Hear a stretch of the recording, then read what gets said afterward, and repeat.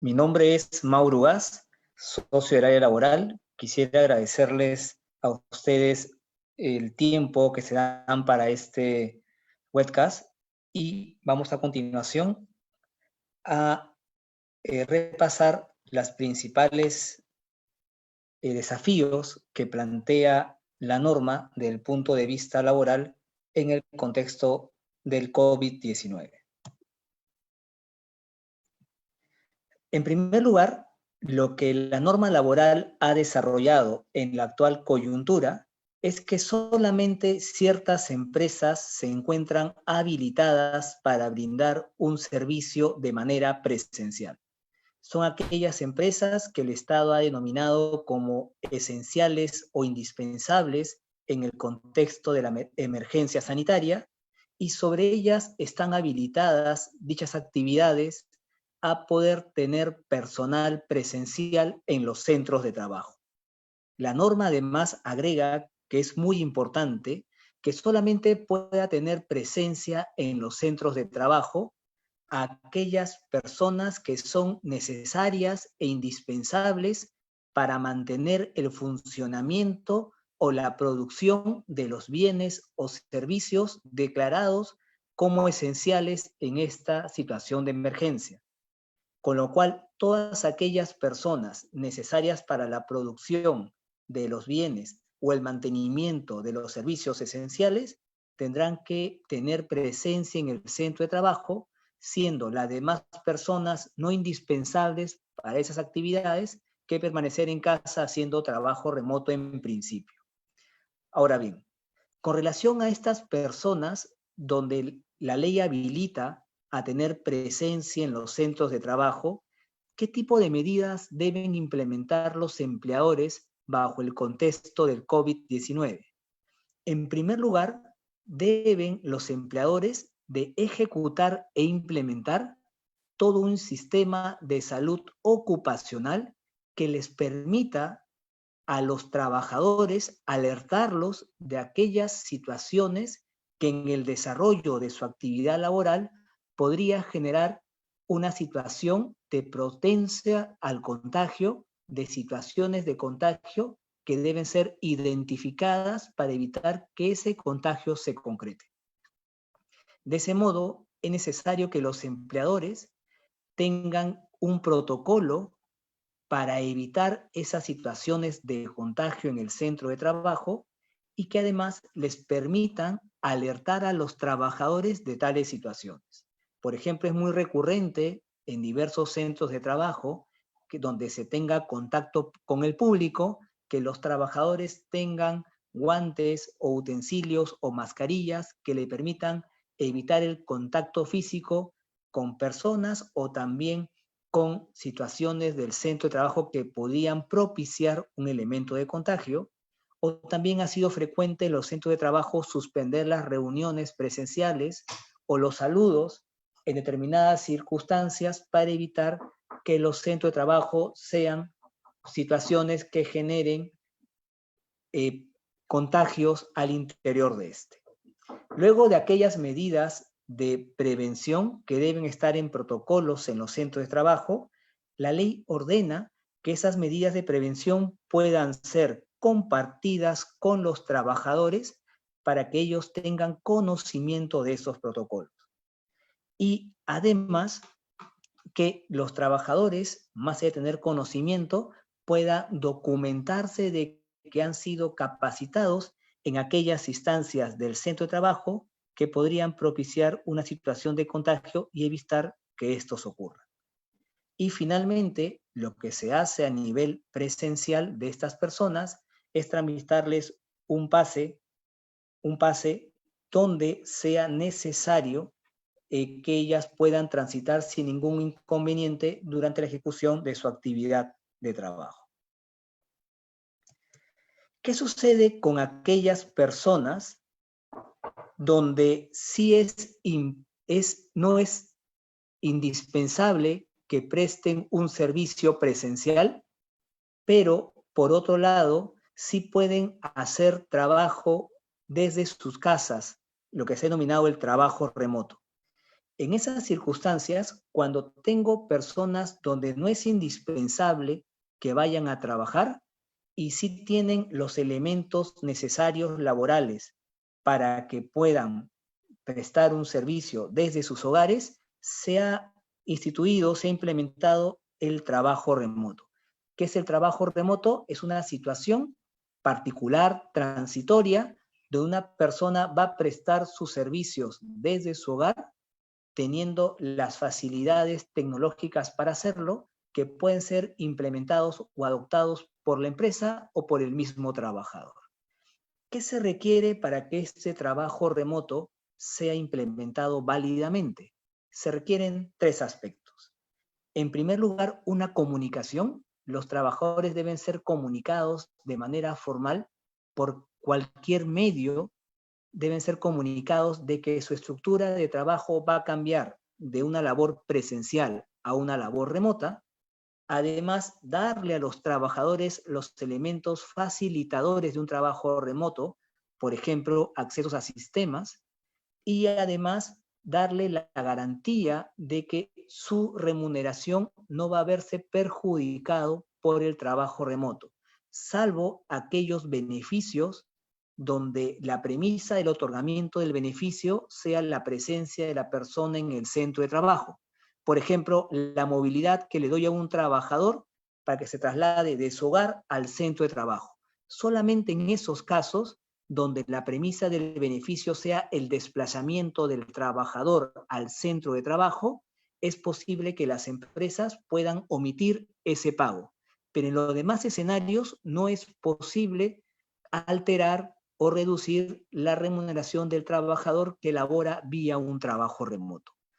Es importante además señalar que la norma laboral ha especificado que en la comunicación de cambio de trabajo presencial a trabajo remoto es totalmente necesario indicarle al trabajador de las medidas ocupacionales ergonómicas que tiene que tomar en consideración por realizar trabajo remoto. La norma laboral además plantea que los trabajadores de riesgo, aquellas personas que tengan más de 60 años, que sufran enfermedades cardíacas, diabetes, cáncer o enfermedades que puedan tener alteraciones en su sistema inmunológico, tengan necesariamente que hacer trabajo remoto, pese a que puedan ellos por naturaleza solamente hacer trabajo presencial. Por ejemplo, un operario. En aquellos casos, la norma lo que quiere es evitar que hagan trabajo presencial y solamente hagan trabajo remoto. Y si no es posible hacer un trabajo remoto, tendrá que el trabajador orientarse a hacer una actividad con licencia con goce y posteriormente recuperable. ¿Qué sucede en aquellos casos donde no es posible el trabajo presencial? No es posible tampoco el trabajo remoto. En tales circunstancias, lo que la ley ha señalado es que el trabajador tiene una licencia con goce recuperable. Es decir, durante este periodo donde no puede el trabajador prestar servicios ni presencial ni remoto, el empleador estará obligado a dar una licencia con goce recuperable. Y lo que sucederá después del periodo de emergencia es que las partes se pondrán de acuerdo para establecer cómo va a ser la recuperación que exista en el centro de trabajo, de acuerdo a lo que las partes consideren conveniente y, como es obvio, de acuerdo a la naturaleza de la actividad de la persona o a la naturaleza de la industria en la cual se encuentra inscrita el centro de trabajo. Adicional a estas medidas que he podido describir, existen una serie de medidas económicas que el gobierno recientemente ha incorporado para que las personas puedan sobrellevar la crisis de una mejor manera, como también los empleadores. La primera es la disponibilidad libre de la cuenta de CTS, de los fondos que están dentro de la cuenta de CTS, hasta la suma de 2.400 soles. La norma además que regula esta liberación de la CTS en una sola oportunidad señala de que es posible que el gobierno, examinando la situación actual del país, pueda renovar a un segundo importe, por el mismo importe además, a un segundo pago de esta situación de beneficio en una segunda oportunidad. Con lo cual, esto permitirá que los trabajadores que tengan inconvenientes de ingresos puedan retirar de su CTS 2.400 soles y poder mitigar la situación económica que tengan en casa. La segunda posibilidad es un incremento en los ingresos de los trabajadores, que es la posibilidad que en la nómina pagada en abril, el descuento por AFP y por mi comisión a la AFP no se retenga, no se descuente de los trabajadores, sino que se mantenga en el patrimonio del trabajador, lo que se ha llamado la suspensión temporal del aporte previsional de la AFP. En el mes de abril, la remuneración del trabajador no tendrá como descuento el aporte del 10% a la AFP, como tampoco tendrá como descuento la comisión que le pagamos a la AFP por manejar esos aportes. Y por dicho mes, al no haber esa deducción, será un ingreso que quedará en el bolsillo de los trabajadores. Ojo que sí se mantiene el pago del seguro por la situación de jubilación que vaya a tener el trabajador más adelante, lo que será descontado de la remuneración de los trabajadores. Y finalmente, algo interesante es el subsidio para el pago de planilla. Lo que ha el gobierno implementado, y hoy día además con normas más específicas, es que un porcentaje de los sueldos de algunos trabajadores sea asumido por el Estado, para lo cual se ha creado una situación de subsidio. ¿Eso qué quiere decir? Que los empleadores pagarán a los trabajadores sus remuneraciones y posteriormente una parte de estas remuneraciones será devuelta por el Estado. ¿Quiénes son los trabajadores o las remuneraciones de los trabajadores involucrados en este subsidio? Son aquellos trabajadores que en la nómina declarada por el empleador ante la autoridad tributaria ganen 1.500 soles o menos de 1.500 soles. Sobre estas personas, sobre este universo que ganen 1.500 soles o debajo de esa cifra, los empleadores serán subsidiados por el Estado hasta en un 35%. ¿Esto qué quiere decir? Que de la suma de todas las remuneraciones de las personas que ganan 1.500 soles o menos, se multiplicará por 35% y ese importe le será devuelto por el Estado al empleador. ¿Qué institución es la encargada de esa devolución? La SUNAT. La ley ha señalado que la SUNAT es la institución que hará el cálculo, determinará el importe, el 35% de devolución a favor de los empleadores, y la SUNAT le ha pedido a los empleadores que en 7 días, que corren desde hoy día, deberán los empleadores comunicar el código interbancario y la cuenta sobre el cual hará la devolución de este subsidio que ha la ley implementado el día de hoy. ¿Qué requisitos deben cumplir las empresas para obtener este beneficio subsidio? En primer lugar, tener a sus trabajadores declarados válidamente en el PLAME. En segundo lugar, los trabajadores involucrados tendrán que haber tenido vínculo laboral hasta el 15 de marzo. En tercer lugar, que el monto del subsidio corresponderá a aquellos trabajadores que hayan cumplido con el pago de la Seguridad Social a enero 2020 y además que el empleador, como es obvio, no se encuentre no habido para efectos tributarios. Finalmente, la norma expresamente excluye de este beneficio a aquellos empresarios que se encuentren en el listado de delitos de corrupción y delitos conexos en contra del Estado, aquellos empleadores que tengan deudas tributarias exigibles mayores a 5 UITs, siempre que sean deudas tributarias exigibles al 31 de diciembre de 2019, y finalmente también se encuentran exonerados de este pago aquellos empleadores que se encuentran en una situación concursal.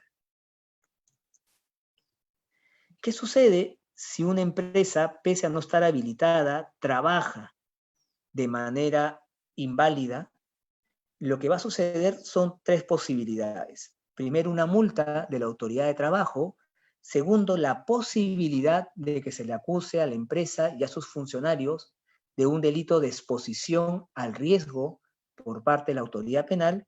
Y finalmente, como es importante, el daño reputacional que existe en este tipo de contextos de emergencia en el país. Cabe precisar que la autoridad de trabajo, en un protocolo recientemente publicado, ha señalado que hay ciertos casos específicos donde va a ser posible la presencia de la fiscalización presencial en los centros de trabajo por parte de la SUNAFIL. ¿Cuáles son esos casos? Los accidentes de trabajo seguido de muerte, los despidos arbitrarios, la verificación de trabajo realizado por empresas no habilitadas durante la emergencia a realizar labores, que se haya cumplido con las normas del trabajo remoto y que se haya cumplido con otorgar la licencia con goce sujeta a una compensación posterior. ¿Qué sucede si la medida se prolonga? Lo que suele ocurrir en esos escenarios es que si la medida de emergencia se extiende, es posible que la norma laboral también contemple escenarios excepcionales. Son dos lo que las normas comprenden en situaciones de crisis y como ustedes bien saben, además, se vienen estudiando, como ha sido anunciado hoy día en el discurso presidencial, situaciones particulares para industrias muy golpeadas por el estado de emergencia, como es el caso de restaurantes, hoteles, turismo. Pues la ley contempla salidas que tratan de ser equilibradas para las partes del contrato de trabajo en situaciones excepcionales como esta. La primera es la suspensión de actividades sin goce de haberes por parte de los trabajadores, cuando pueda la empresa demostrar la imposibilidad del cumplimiento del contrato de trabajo por una situación que es totalmente externa a su decisión o a su voluntad, como el caso de una medida de emergencia en una situación de emergencia sanitaria, para lo cual se requiere además que se agoten medidas menos drásticas, como es el otorgamiento de vacaciones, que están por devengar o adelantadas, o las que falte de goce. Y finalmente, la otra situación, en un contexto de emergencia donde la empresa no sea viable económicamente, es el cese colectivo por motivos económicos, donde la empresa tendrá que demostrar que tiene una situación económica muy endeble, muy débil, que le impide mantener la totalidad de sus trabajadores y podrá solicitar hasta el 10% del cese de aquellas personas o áreas que considere no podrán mantener en un futuro no tan lejano. Finalmente, ¿qué debemos de tomar en consideración en estas circunstancias de emergencia en los centros de trabajo? En primer lugar, que hay que distinguir de aquellas actividades laborales que pueden permanecer activas en el centro de trabajo pese a no tener situaciones presenciales. Por ejemplo, el pago de utilidades, el pago de beneficios sociales, la liquidación de trabajadores en caso de una renuncia o en caso de una no renovación aceptada en el escenario laboral del trabajador. Es decir, habrán ciertas circunstancias donde pese a la situación de emergencia tendrá que mantenerse la máquina laboral andando desde el punto de vista laboral y tenemos que saber qué situaciones son esas para poder implementarlas de la mejor manera posible. Y habrán otros casos donde lamentablemente por la situación de emergencia no sea posible mantener la actividad laboral dentro de la empresa. Por ejemplo, los descargos de una falta grave, los procedimientos de investigación de comité de acoso sexual, cuando se está investigando a testigos, por ejemplo, el procedimiento investigatorio a un trabajador, la falta disciplinaria, habrán situaciones específicas donde no sea posible mantener la actividad ordinaria laboral y en esos casos tendrá que hacerse la suspensión de esas tareas para implementarlas una vez que acabe la situación de emergencia.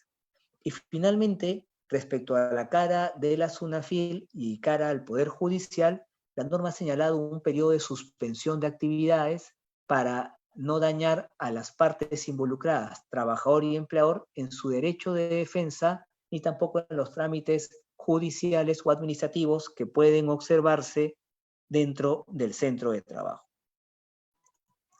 Esas serían el contexto y las normas principales laborales. Muchas gracias por su atención y ahora le daremos paso a mi socio Giancarlo Riva para ver los temas aduaneros y de comercio exterior.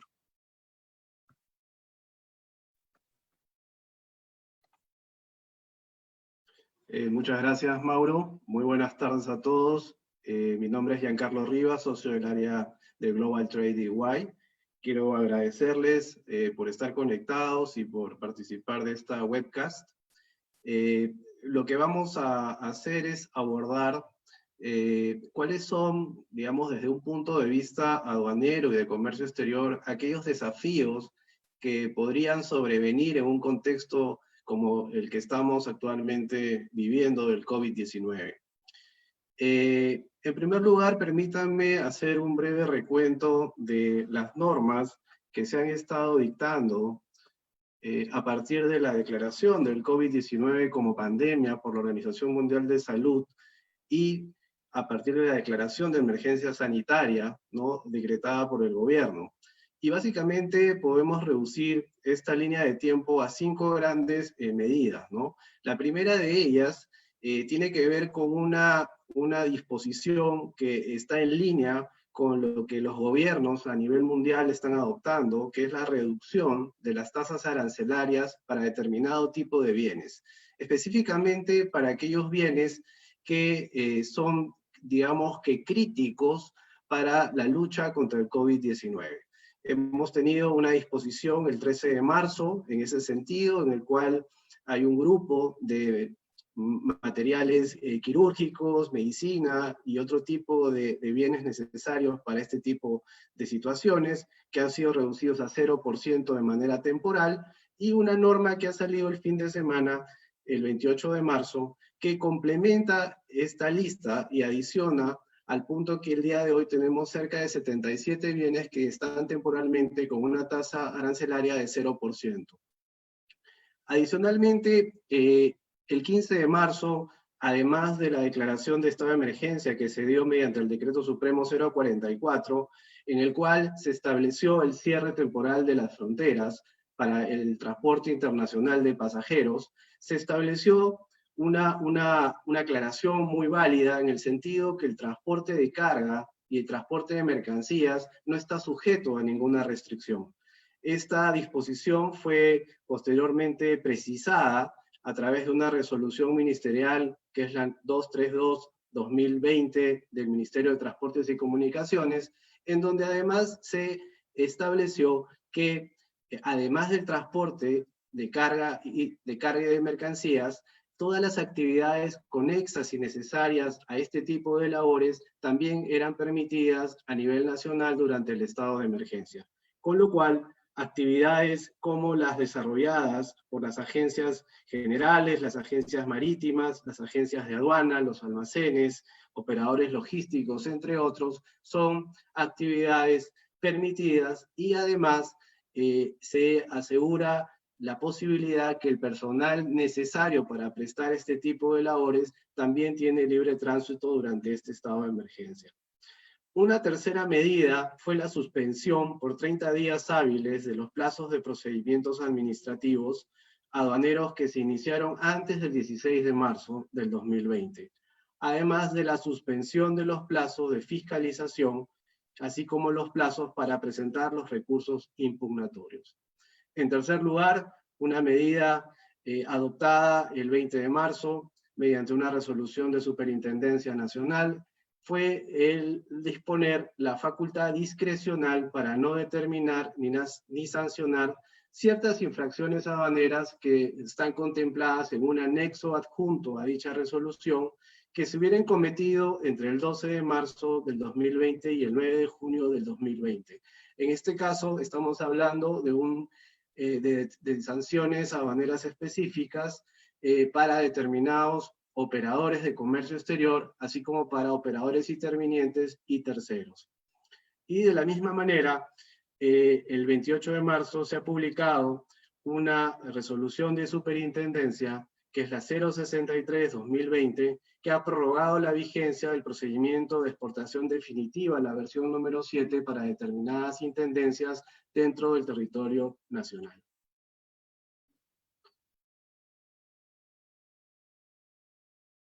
La siguiente, por favor.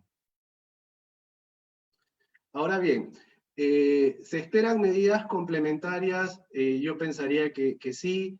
En estos momentos, en un contexto como este, preservar la liquidez es algo muy importante. No podemos perder de vista que al hablar de una pandemia, necesitamos tener una aproximación no solamente local, sino también global de la situación.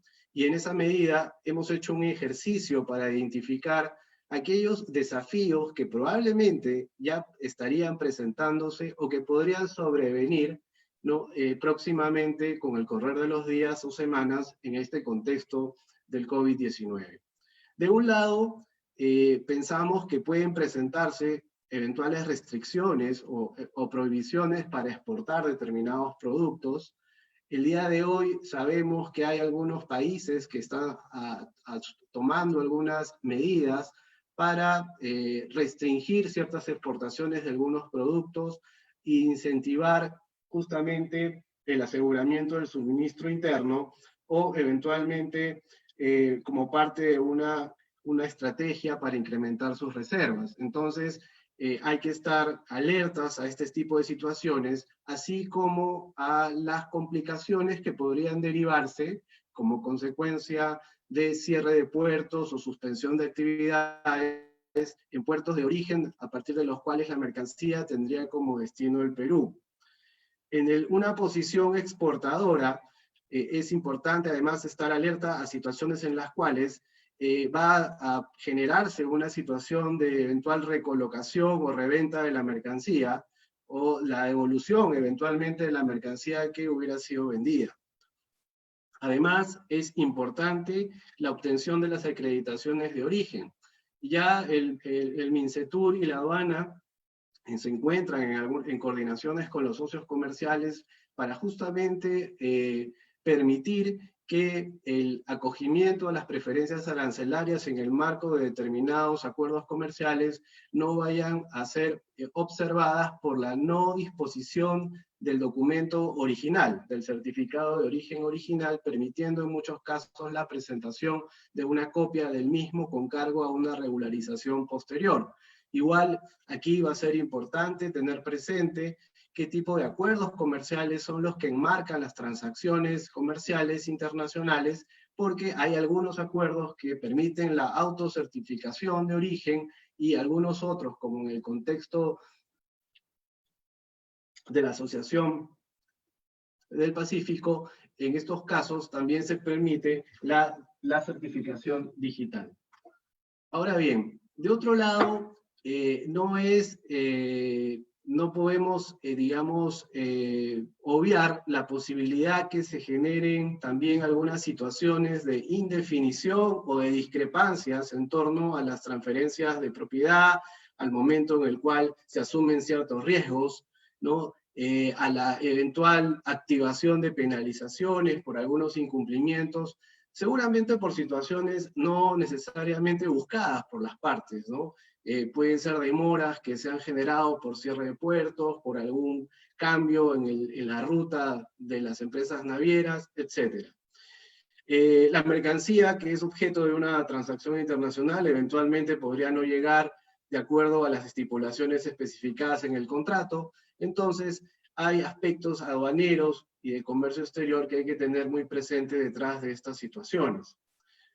De otro lado, tenemos los costos adicionales. La situación en este contexto podría eventualmente generar que se produzcan algunos costos adicionales como de almacenamiento, sobre estadías, algunos gastos logísticos, de fletes, comisiones, controles, que no estaban previstos en un origen y que podrían encarecer la operación, y que es importante tener mapeado. De la misma manera, se pueden presentar algunos efectos en el precio final a pagar de las mercancías, de repente por la aplicación de algunos ajustes o acuerdos de financiación o ajustes en el precio definitivo. Es importante estar alerta a cuáles son los tributos que gravarán el ingreso o la eventual salida de las mercancías desde origen, o la situación de los tributos que habría que pagar, sobre todo en un contexto en el que se puede generar una eventual contención o reducción de la demanda. Todas estas situaciones, indudablemente, a su vez tienen una arista fiscal que no podemos dejar de vista. Son los efectos tributarios que pudiesen derivarse directa o indirectamente para el vendedor o para el comprador, así como en los casos de la exportación, en donde eventualmente la necesidad de embarcar la carga dentro de un plazo no menor de 60 días de emitida la factura es algo que también hay que tener muy presente en caso se compliquen las operaciones de despacho. Y por supuesto, el tema del saldo a favor del exportador y del drawback son dos temas medulares en un contexto como este, en el cual se busca precisamente preservar la liquidez. Algunas medidas, algunas ideas que creemos podrían anticiparse o que podrían explorarse. De un lado, medidas que buscarían justamente paliar de alguna forma la determinación de los tributos de importación. ¿A qué me refiero? Bajo un análisis técnico pueden existir conceptos adicionales o no necesariamente que merezcan o no formar parte del valor en aduanas. Y la evaluación técnica de los mismos a partir de reglas de valoración va a permitir determinar si estos conceptos debieron o no formar parte del valor en aduanas. Esto es importante porque podría tener un efecto directo en la liquidación de los tributos de importación. De la misma manera, es un buen momento para evaluar la implementación, si es que no se están aplicando, de algunos regímenes temporales, suspensivos o de perfeccionamiento. La posibilidad de destinar mercancía a un régimen de depósito, la posibilidad de hacer una admisión temporal para reexportación en el mismo estado, la eventualidad de aplicar un régimen de reposición de mercancías en franquicia o hacer una admisión temporal para perfeccionamiento activo, son regímenes que considero en este momento podrían ser también objeto de una evaluación. Sin duda, el análisis de los acuerdos comerciales. Podrían darse el caso de que algunas mercancías que inicialmente iban a ser adquiridas de ciertos orígenes ya no lo sean. Y si eso ocurre, es importante conocer cuál es el impacto de ese cambio en la operativa, ¿no? Porque muy probablemente estaremos ante las reglas de un nuevo acuerdo comercial. Una segunda medida está relacionado justo con el tema de los contratos de compra-venta internacional. La posibilidad de la compañía de no estar expuesta a situaciones no deseadas como consecuencia de un desconocimiento o una inadecuada interpretación de los contratos de compra-venta internacional. Es importante recurrir a ellos y conocer sus verdaderos alcances, así como de aquellos contratos de transporte y de aquellos contratos auxiliares. En tercer lugar,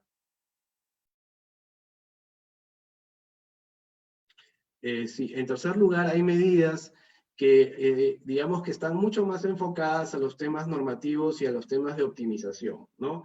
Es importante estar muy pendiente de las normas que se están dictando, no solamente a nivel local, sino también a nivel regional y en el mundo, sobre todo si se tratan de disposiciones que afectan a los países a partir de los cuales compramos, son proveedores de los productos que finalmente importamos en el país. La evaluación de la situación de las exportaciones y de los mecanismos de drawback y saldo a favor también es algo muy importante. Hay ciertas propuestas para tratar de que esto se vuelva mucho más óptimo y ágil, y probablemente esto merezca pues una evaluación para poder favorecer la situación de los exportadores. Y finalmente, siempre hay un espacio para el planeamiento aduanero, sobre todo en situaciones como estas en las que una empresa puede estar sujeta y expuesta a cambios en la transacción como originalmente había sido percibida. Finalmente, comentar lo siguiente, ¿no? Si hay cierto consenso en que finalmente el impacto económico que pueda tener el COVID-19 a nivel de los países y de las empresas va a depender mucho de la duración de la pandemia. Entonces, creemos que es un buen momento también para anticiparse, para explorar alternativas y sobre todo buscar algunas oportunidades, no solamente para mitigar contingencias y para optimizar procesos, sino sobre todo para preservar la liquidez que es tan importante en una circunstancia como esta. Muchas gracias.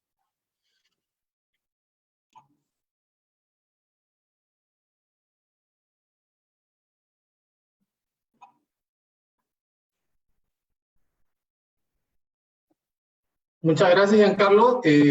Buenas tardes a todos, o buenas noches ya. Yo soy Jorge Leturia, yo lidero el área de Derecho Ambiental y Recursos Naturales de EY. Quería agradecerles por su tiempo, por la atención y de poder contactarse y poder compartir las experiencias que hemos tenido nosotros en casos similares. Y en lo que básicamente nosotros podemos denotar como aquellos desafíos a los cuales puede verse a enfrentar cualquier empresa, cualquier generador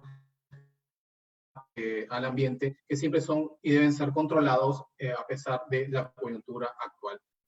¿Podemos seguir, por favor?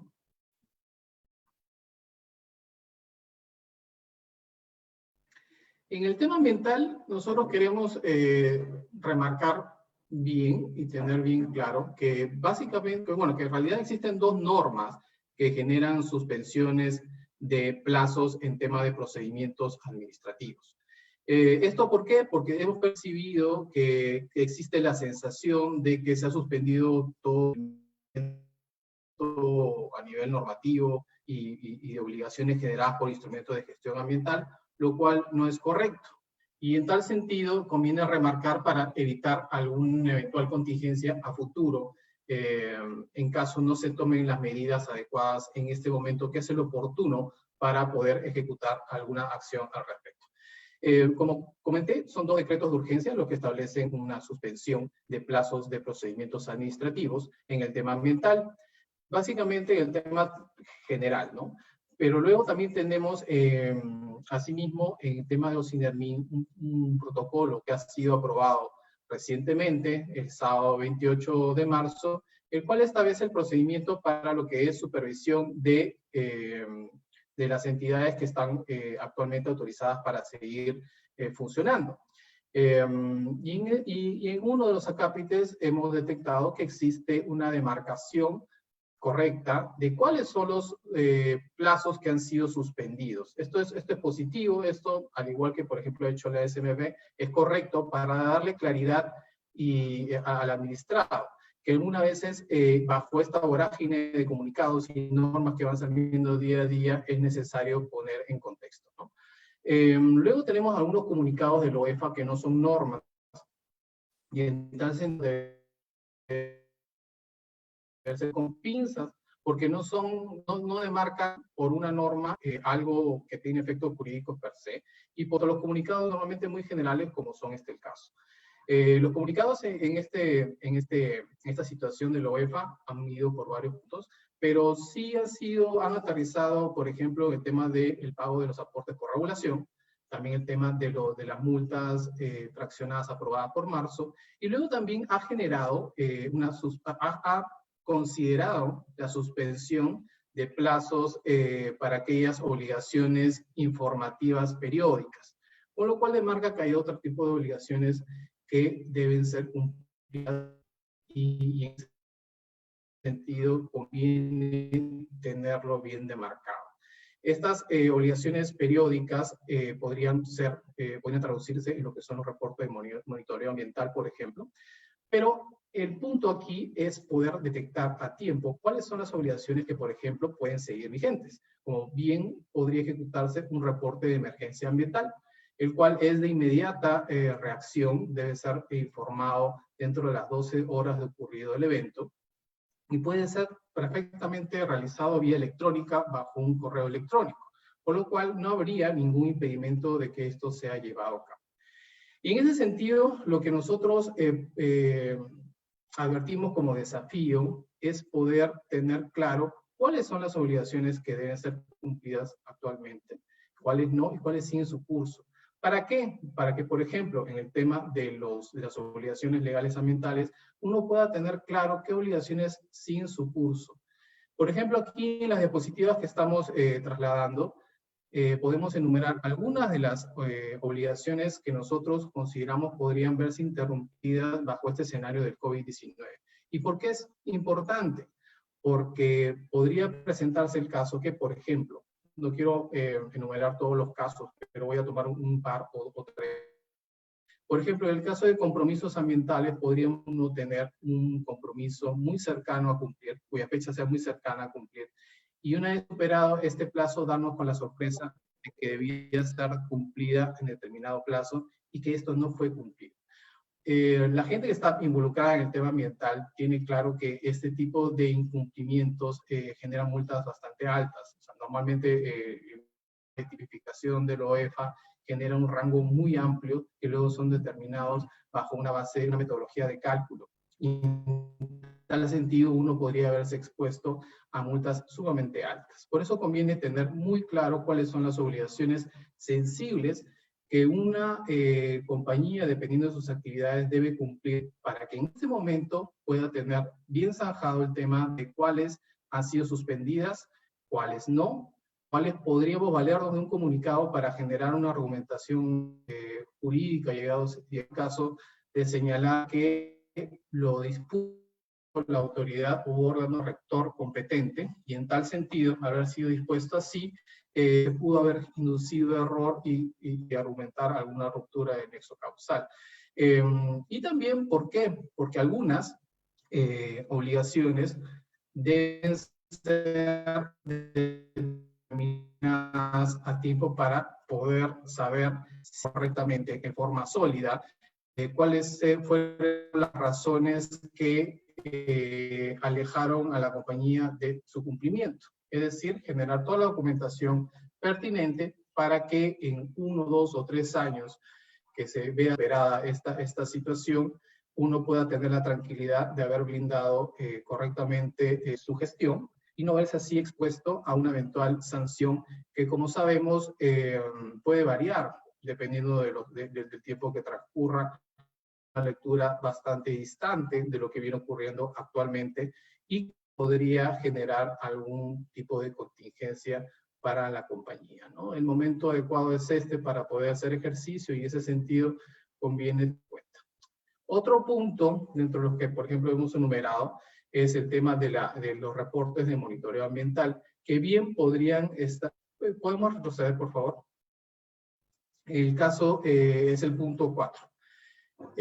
Los monitoreos ambientales podrían encajar perfectamente en el comunicado editado por el OEFA, y en tal sentido lo que conviene es tener el comunicado cerca y documentar de cierta forma que no se pudo cumplir por cuanto no se podía presentar en mesa de partes o que no se podía contar con el monitoreo, dado que no siendo una actividad esencial, no se pudo contar con el servicio de la contratista que pueda generar estos servicios. Pero aparte también uno debe tener en cuenta, bajo este análisis de cada tema, los diferentes frentes que pueden llevarse a cabo. Porque algunos pueden ser puntuales dentro de este momento, pero algunos también se pueden avisorar a futuro, como por ejemplo que todos aquellos monitoreos que vienen siendo postergados, dado que no se pueden realizar, se acumulan en un momento que el mercado no pueda atender esta necesidad, ¿no? Luego también podría ser visto, lo tomo como ejemplo nada más porque es bastante gráfico para que puedan sacar sus conclusiones y plasmarlo dentro de sus actividades, qué es lo mejor, cuáles son las obligaciones más sensibles para ustedes. Por ejemplo, transcurrido este mes esperemos que sea un mes o 28 días en realidad, de la cuarentena, muy probablemente exista un desfase dentro de la calibración de los equipos que utilizan estas empresas para hacer sus monitoreos.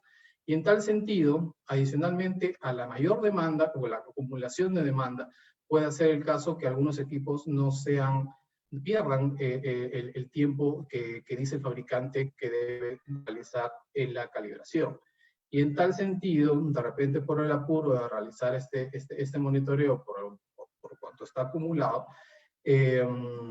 realizar el monitoreo con un equipo que no tiene la calibración dentro de su momento podría generar que luego se impute que no se ha realizado el monitoreo como es debido, y en tal sentido también estar expuesto a un procedimiento sancionador por no haber las garantías de que refleje efectivamente el comportamiento de los parámetros que han sido monitoreados, ¿no?